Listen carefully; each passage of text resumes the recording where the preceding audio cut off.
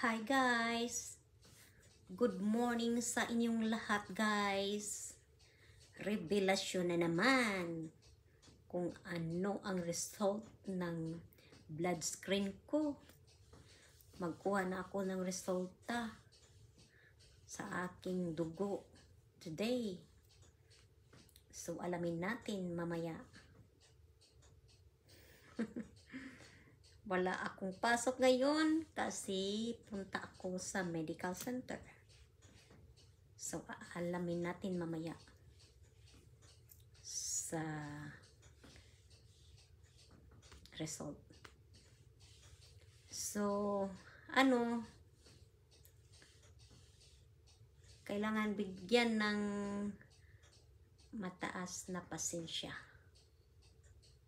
at i-accept yung nangyari sa buhay.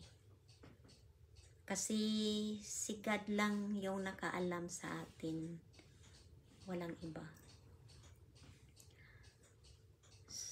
So, nag-prayer lang ako sa ating Panginoon na gabayan niya ako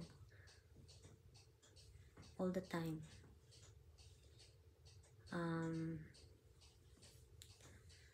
Nagpapasalamat ako sa lahat na nagsusuporta sa akin.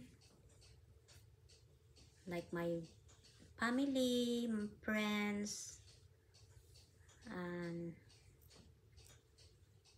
all people.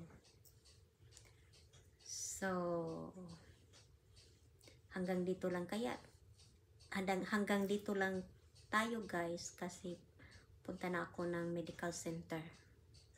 Okay, see you guys.